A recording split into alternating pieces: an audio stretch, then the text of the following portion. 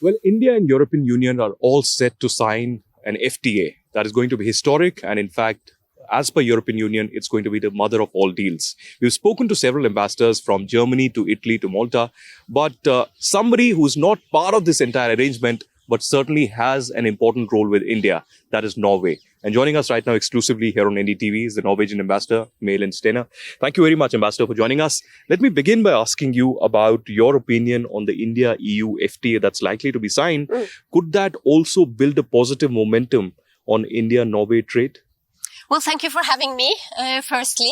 And let me just say also, Norway is part of the EFTA group. We have our own trade agreement with India, entered into force on 1st October. And that was a milestone in the relationship that we have with India. And if there is a deal also signed now between the EU countries and EFTA, it will equally be a milestone in India's relations with Europe. So for us also as Norway, the EU is the biggest trading partner that we have. We see this as a positive development when and if it happens. Well, certainly when it happens, it will be, of course, positive. We can walk a little as we speak to you. There is global uncertainty, Ambassador. And this global uncertainty in the last 1 year has been also because of the global tariff policy of the Trump administration. India has been one of the victims, if I can say, of this. And there are several other countries. And Europe faced the brunt also very recently. How do you see this tariff policy trying to reshape the economic policies through the world and creating perhaps barriers rather than bridges? Well, Norway is a small country. We have an open economy. We have benefited enormously from free trade. So therefore, we believe in free trade.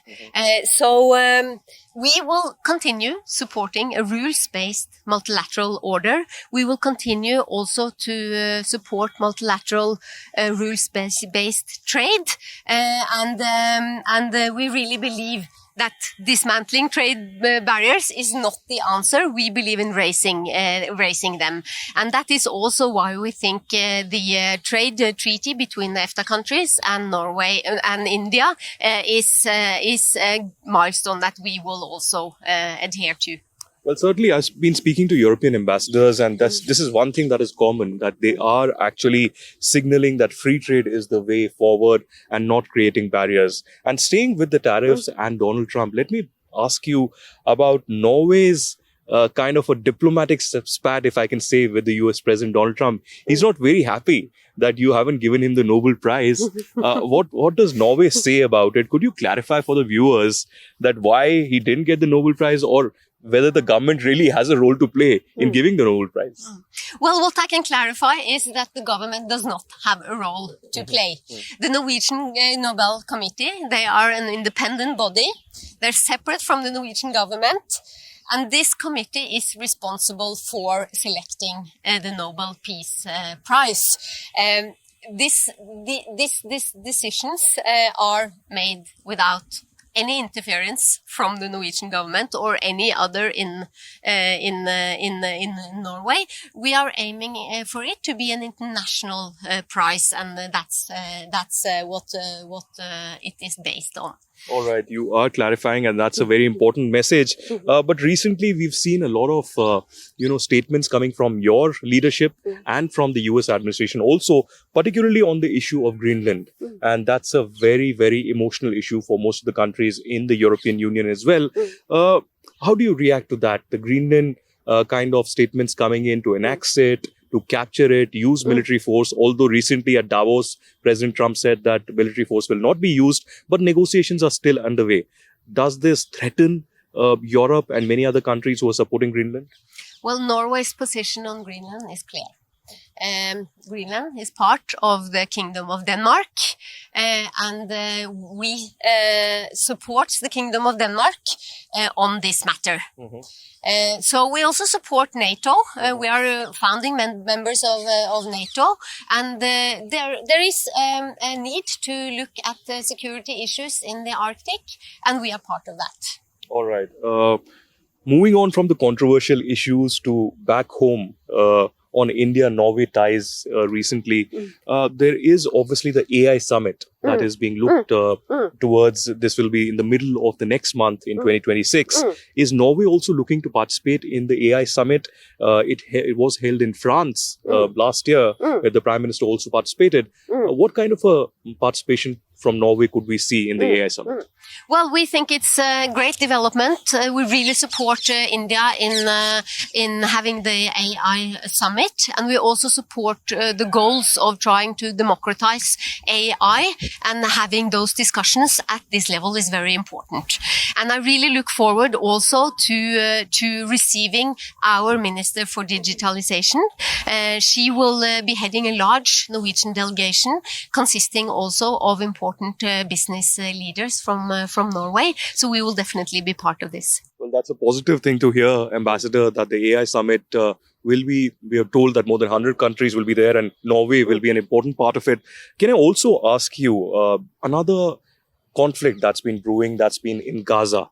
And of course, Trump has come up with a boat of peace and has said that there will be efforts to rebuild Gaza, to bring in international stabilization force. But he's also invited a lot of members from across the globe, including India and perhaps Norway as well. Where do you stand on the boat of peace? And is Norway really looking forward to join this boat of peace? Or do you think this will undermine the United Nations in many ways? Well, Norway has also been invited to the board of peace, and we think that this raises a number of questions. This proposal that we think also require further dialogue with the United States. Therefore, we did not join the signing ceremony that was in Davos yesterday or a couple of days ago. It is important for us how the Board of Peace is linked with the structures of the United Nations. So this is something that we need to look more closely at. However, we do support all efforts to bring peace to Gaza and also to other conflicts, and particularly to stop the full-scale Russian invasion of Ukraine. All right. So I would presume that, like India and Germany, Norway is also keeping its cards close to its chest when it comes to board of peace and amidst these turbulent times. But finally, Ambassador, you've been here for quite some time. If I'm not wrong, 1.5 years. 2.5. 2.5 years. Yes. Oh, my goodness. Time flies, because I remember I interviewed you on the very first day, or perhaps the first month when you had arrived here. How's the experience been, if I can ask you? And particularly when it comes to India and Norway, what kind of a positive trajectory are you seeing in the relationship? Well, I'm definitely seeing a positive trajectory between India and Norway. We have been talking about the Trade and Economic Partnership Agreement between India and EFTA countries. That's a milestone in our relationship, and we will see more interest from Norwegian companies, and there is more interest for India in Norway. And in these more turbulent times, I think the relationship between India and Norway is a stable one, and we are also looking forward to welcoming Prime Minister Modi to Norway for the Nordic India Summit sometime this year. Well, that's wonderful. That's a great news to hear, and perhaps a big news that Prime Minister will be traveling to Norway. And can I put you on a spot now? Because recently I saw your video, Ambassador, at the Hindi Divas, and you were speaking a few Hindi lines. Don't want to make you uncomfortable, but anything that you can say for the viewers in Hindi? Well, I can say Sirf Tori Hindi Sekna Bharat Muche Bharat Ko Muche Bharat Ko Samachne Bahut